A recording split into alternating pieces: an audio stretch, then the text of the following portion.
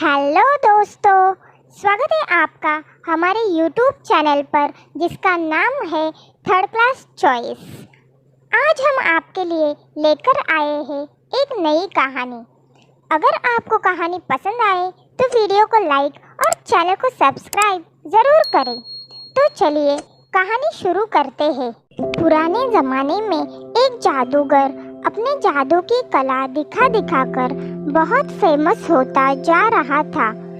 कई बड़े बड़े लोग उसे अपने यहाँ बुलाकर जादू दिखाने के लिए कहते और जब वह जादू दिखाता तो खुश होकर उसे छोटा मोटा इनाम देते। जादूगर इतना प्रख्यात हो गया था कि उस राज्य के राजा तक भी उसकी बात पहुँच गई। इसलिए राजा ने भी उसका जादू देखने की इच्छा जताई। राजा को बुलावा आया तो जादूगर भी खुश हो गया। उसने सोचा अपनी जिंदगी का सबसे बड़ा इनाम पाने का ये अच्छा मौका है। कोई ऐसा जादू दिखाऊंगा कि राजा उसे खुश होकर बहुत बड़ा इनाम दे दे। जादूगर राजा के दरबार में पहुंचा। तब तक उसने सोचा नहीं था कि वह क्या जादू दिखाएगा। उसे यह तो पता था कि छोटी मोटी चीजें गायब करने वाले जादू से राजा को वह खुश नहीं कर सकता। उसे कुछ बड़ा करना पड़ेगा। उसने जब राजा को पहली बार देखा तो उसकी नजर सबसे पहले राजा के मुकुट पर पड़ी और उसने मन बना लिया कि राजा का मुकुट ही गायब करके सबको आश्चर्यचकित किया जाए। जादूगर ने अपना जादू शुरू किया और जैसा उसने सोचा था राजा का मुकुट गायब कर दिया। राजा का मुकुट गायब होते ही सभा में बैठे सभी लोग राजा पर हंसने लगे। राजा को लगा कि जादूगर ने जानबूझकर उसकी तौहीन करने के लिए ऐसा किया है। राजा लोगों की हंसी को अपना अपमान समझ बैठा। गुस्से में आए राजा ने तुरंत उस जादूगर को पकड़कर काल कोठरी में डालने का हुक्म दिया और साथ में यह भी कहा कि इसे 7 दिन बाद फांसी की सजा दे दी जाए। जादूगर ने ऐसा नहीं सोचा था जो हो गया। फिर भी जादूगर इतना परेशान और दुखी नहीं दिख रहा था जितना उसे होना चाहिए था।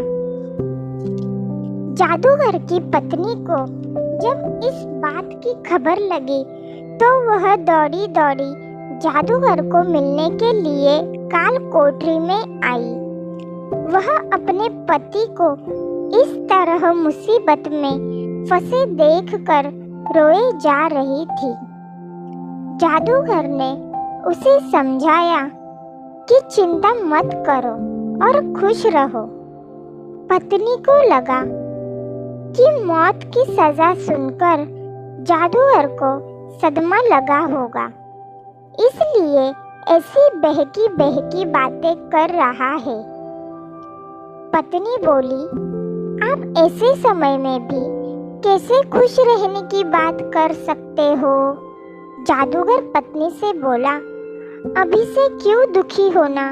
अभी मेरे पास 7 दिन बचे हैं, बाद में देखेंगे जो होना होगा।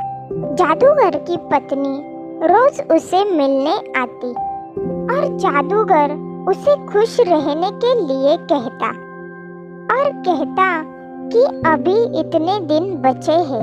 आखिरकार वह दिन आ गया जिस दिन जादूगर को फांसी देनी थी।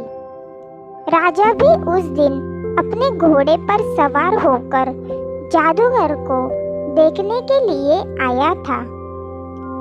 राजा को घोड़े पर देखकर जादूगर के दिमाग में एक आइडिया आया। वह राजा को देखते ही उदास होने का नाटक करने लगा और रोने लगा। राजा ने उसे कहा कि उस दिन तो मेरी बेइज्जती करके हंस रहे थे और लोगों को भी हंसा रहे थे, आज क्यों रो रहे हो? जादूगर ने कहा, महाराज, मैं मौत के डर से नहीं रो रहा।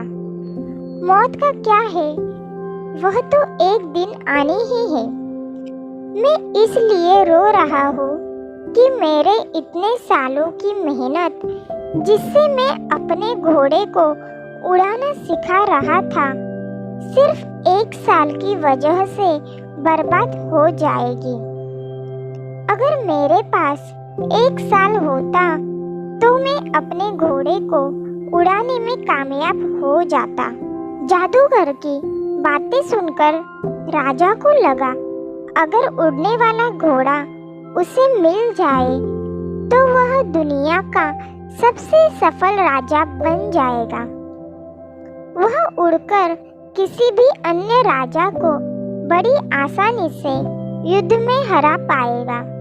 राजा के मन में लालच आते ही राजा ने उसे 1 साल तक का समय दे दिया और कहा कि अगर तुम 1 साल में मुझे ऐसा घोड़ा देने में कामयाब हुए तो तुम्हें फांसी की सजा नहीं दी जाएगी, लेकिन अगर तुम ऐसा नहीं कर पाए तो तुम्हें फांसी से भी बड़ी दुखदायक मौत दी जाएगी।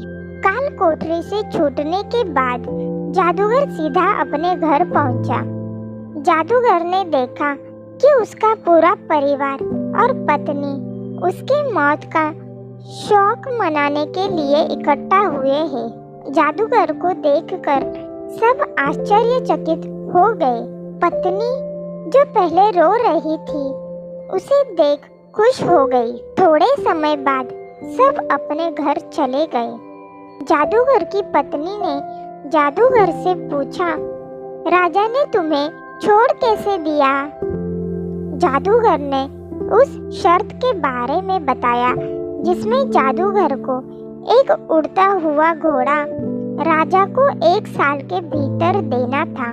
शर्त को सुनकर जादूगर की पत्नी फिर गुस्सा हो गई और बोली, तुम कैसी अजीब शर्त मानकर आ गए?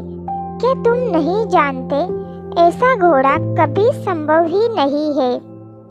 जादूगर बोला, मुझे पता है, उड़ने वाला घोड़ा मैं कभी नहीं राजा को दे पाऊंगा, लेकिन मुझे जो 1 वर्ष का समय मिला है, मैं उसे खुशी खुशी तो जी पाऊंगा।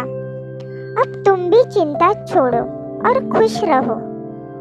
6 महीने ही बीते थे कि राजा और उसका घोड़ा दोनों ही मर चुके थे। राजा ही नहीं रहा तो जादूगर को दी गई मोहलत, जो 1 वर्ष की थी, अब जीवन भर की हो गई। दोस्तों, छोटी सी ये जादूगर की कहानी हमें यही सिखाती है कि आज वर्तमान में जीना ही बुद्धिमानी का काम है।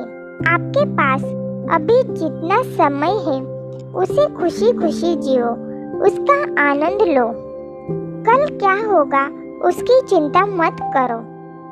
अक्सर हम जो सोचते हैं भविष्य उससे बहुत अलग होता है, इसलिए हमें जो वर्तमान का मूल्यवान समय मिला है उसे भविष्य की चिंता करके वेस्ट करने का कोई मतलब नहीं है।